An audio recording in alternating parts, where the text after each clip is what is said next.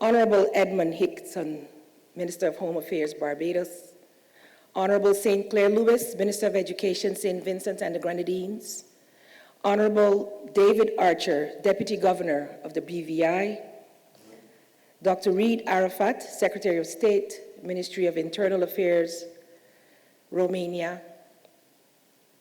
I'm not sure whether His Excellency the Ambassador is still present. Mr. Ronald Jackson, Executive Director, Cdema, all those involved in organizing this conference, distinguished guests, ladies and gentlemen, especially the youth delegates, good morning.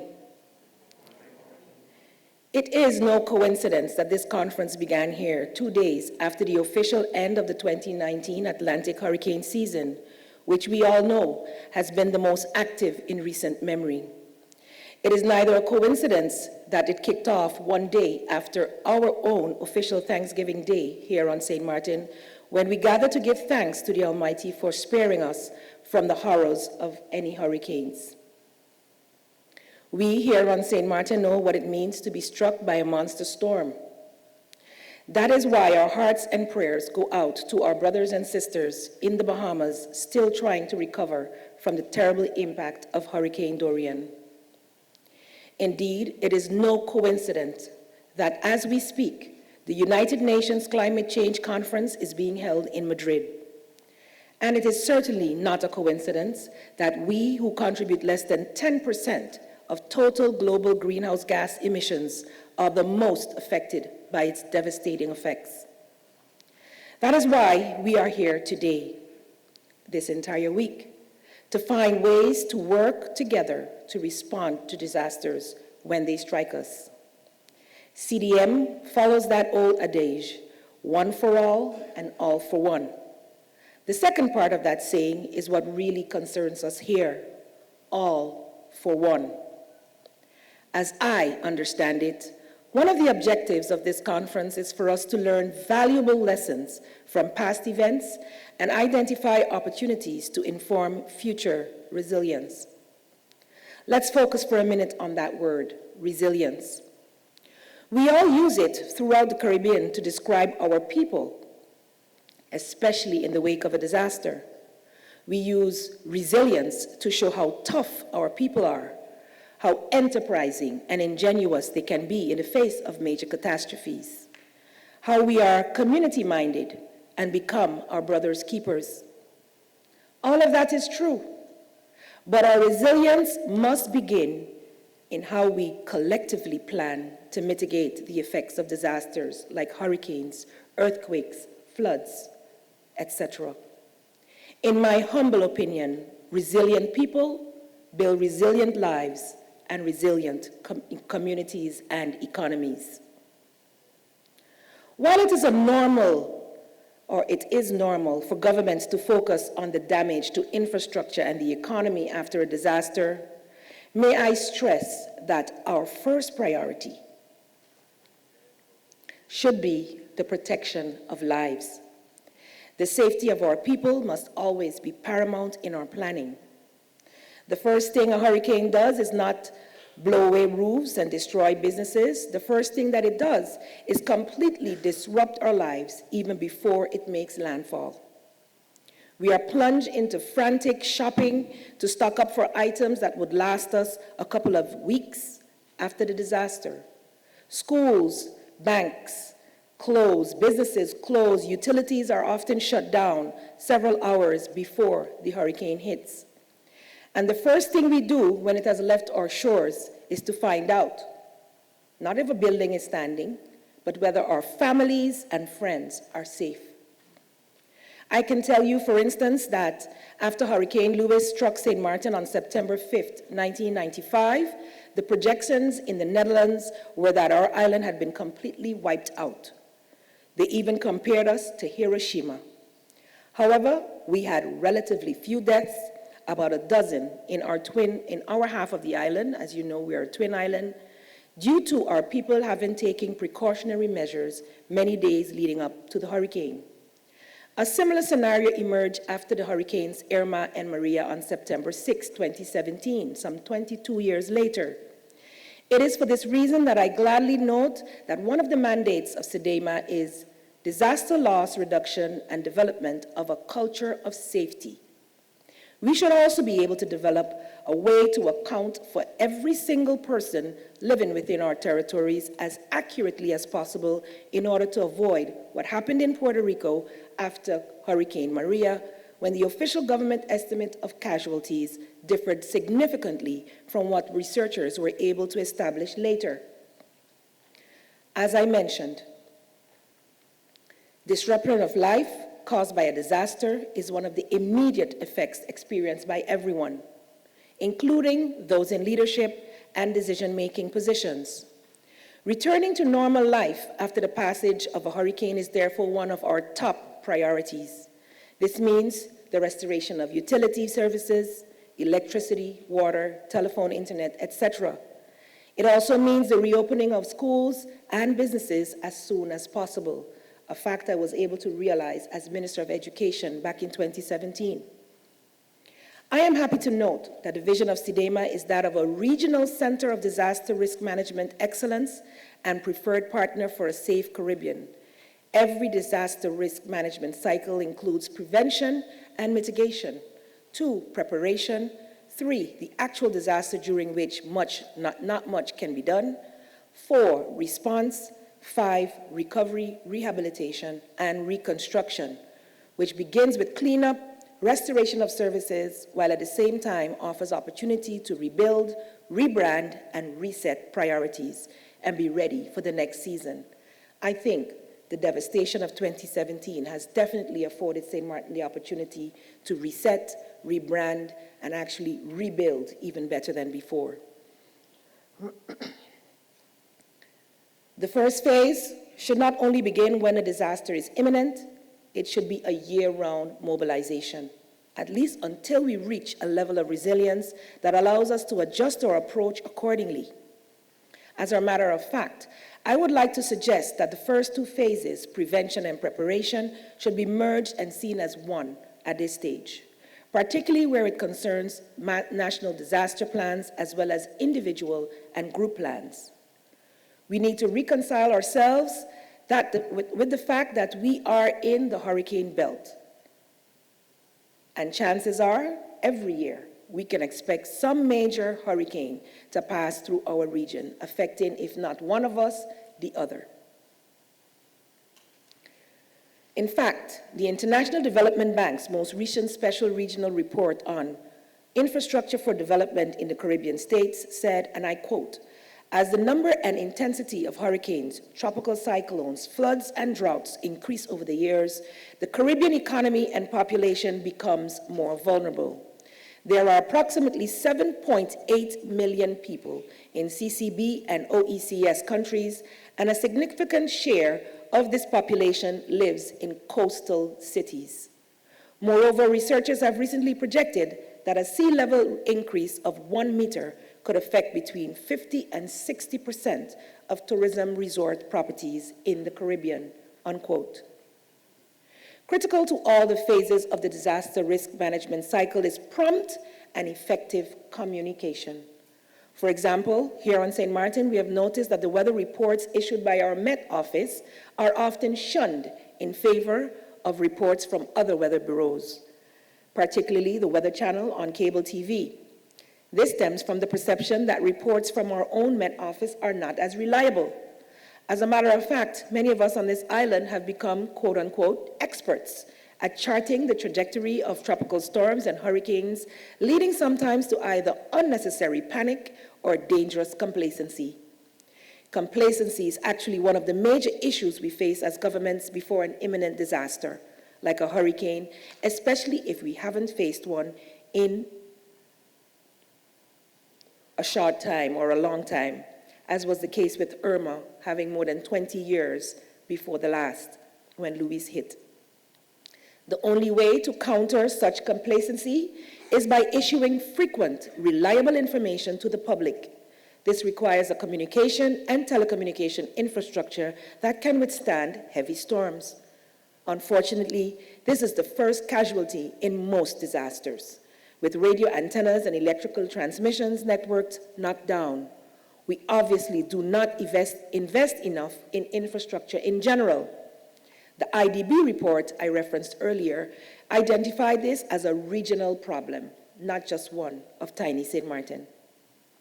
It said, quote, infrastructure investments are low, including in the countries that are undergoing financial or fiscal retrenchment, implying a deterioration of infrastructure quality in several countries. These factors result in infrastructure gaps that contribute to the already complex and challenging environment for promoting sustainable growth and development in the Caribbean. The situation is made even more difficult by recurring natural disasters, which are projected to increase in frequency in the future, unquote. Financial and economic factors are some of the obstacles we face in infrastructure investment.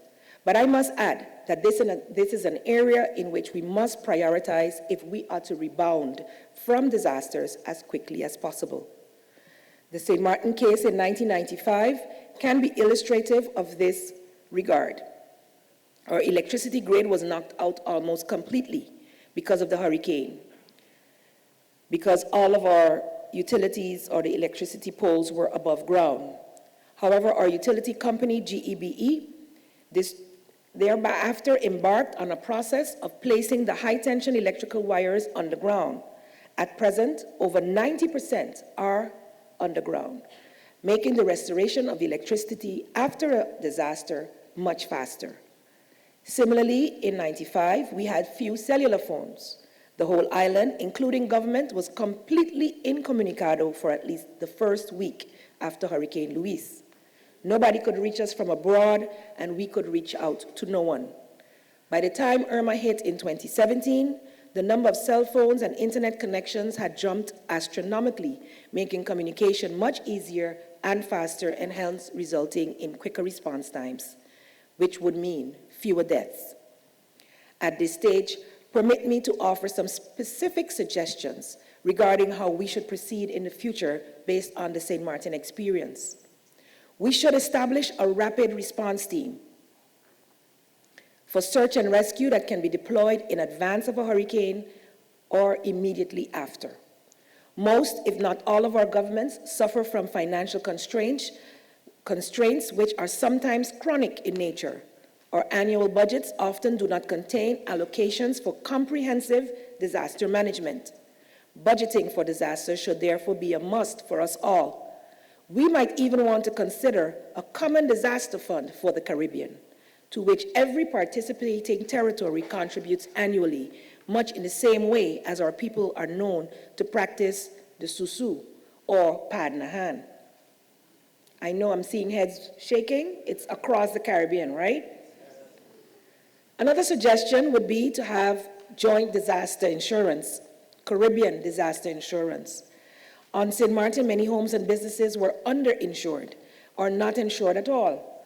Only some companies had business interruption insurance. The problem is that insurance premiums skyrocketed after Luis.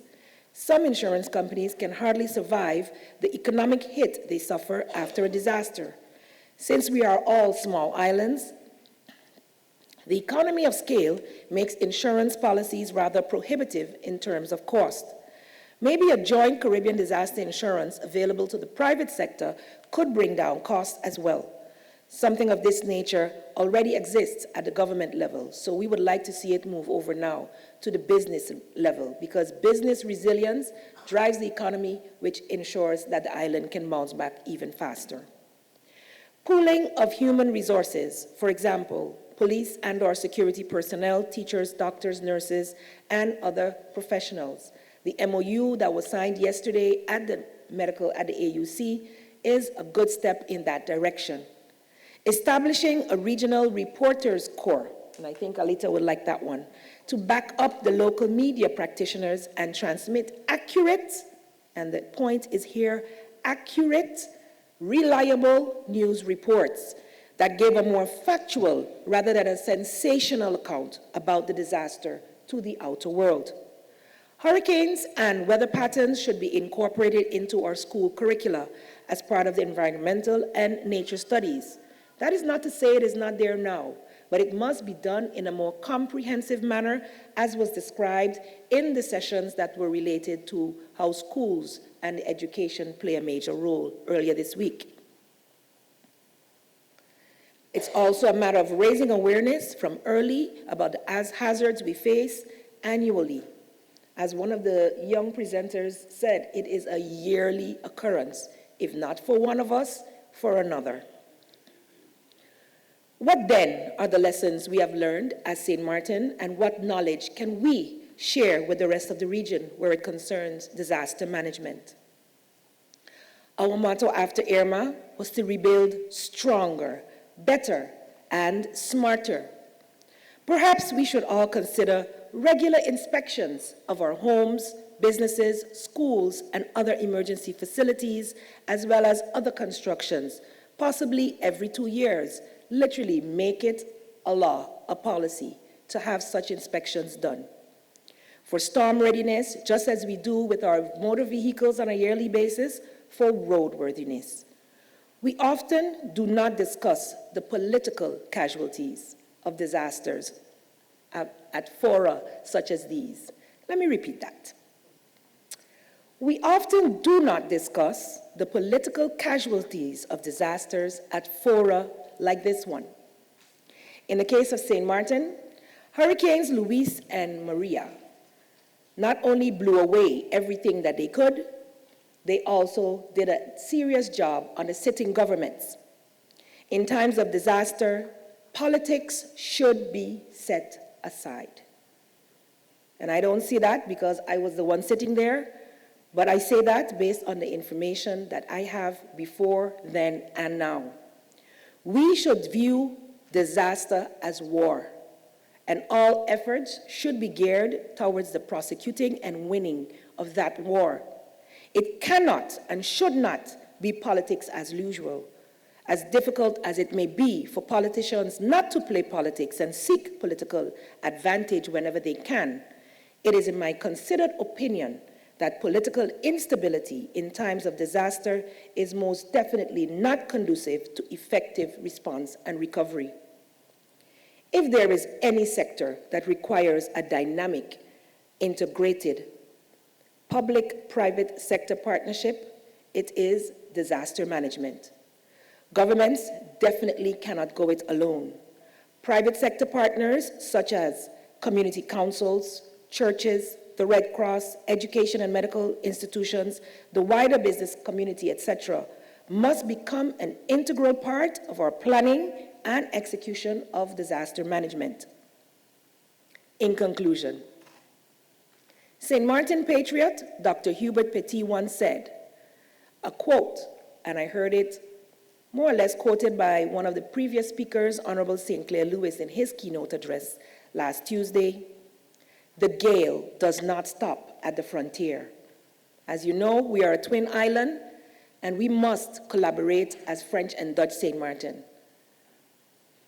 This is meant to indicate to this conference, however, that whatever happens to one can be said of the wider Caribbean. Hurricanes do not stop at the shores of one island, as one hit anywhere in the region affects us all, either through family and friends who may be residents on the island that are directly affected, or just as importantly, through the impact of our tourism-based economies. No one knows this better than the Caribbean Tourism Organization's CTO, which has in the past and following devastating natural disasters gone on major promotional campaigns to let the world know that the Caribbean is open for business. Not just a particular island, mind you, but the Caribbean. We on St. Maarten are not only open for business 2 years after the devastation of Hurricanes Irma and Maria, and according to the Caribbean Journal in a recent article titled, St. Maarten, Leading a Caribbean Tourism Comeback, we have been, quote, leading the way, posting tremendous tourism growth of more than 100% in the last year, an essential comeback for the wider area thanks to St. Maarten's crucial role as a regional transit hub, unquote. We are truly blessed and are grateful.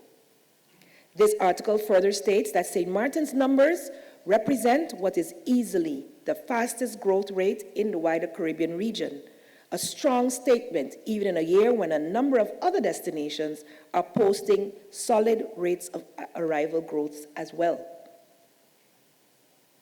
But that does not mean that we have it all together or that we are out of the woods completely. Far from it. I can assure you that nobody is more aware of the fact that it only takes one hurricane hit, one disaster, for us to start all over again from ground zero. It is now more than ever that pre-arrangements are put in place to ensure that financing of rebuilding projects and the procurement policies associated therewith do not further stagnate this process in the aftermath of a disaster. That is why it is imperative for us to continue to build, adapt, and improve our resilience at the macro, systems level, meso, the neighborhood level, and micro, the families and individual level, forging alliances to maximize regional cooperation in this very important field of disaster management. I thank you. Jeudi 9 janvier 2020, c'est élection parlement. Bureau électoral là a ouvert depuis 8h du matin, rive 8h à soir. Lors entrer dans bureau électoral là, faut qu'on signe. Moun qui autorisé pour voter yo marcher ak carte vote, carte d'identité ou passeport ou bien licence ou pour ka voter. Les yo vérifier ou ka voter, mandataire a ba ou bulletin. Électeur prale directement dans casier qui pas occupé et li doit assurer que li coloré dans sec qui devant non candidat li choisi avec crayon rouge cap dans casier. Seulement utiliser crayon rouge là, voter pour un seul moun et puis pas écrit ni dessiné sous bulletin. Si vous faites une faute, tournez côté mandataire et puis modèle pour un autre bulletin. Ou ka faire ça seulement une fois. Ou pas gen droit pour vendre vote, utiliser un téléphone ni faire vidéo ou bien photo. Leur fin voter, plier bulletin et puis mettez dans boîte qui réservée pour bulletin yo. Exercer droit, sorti, al voter.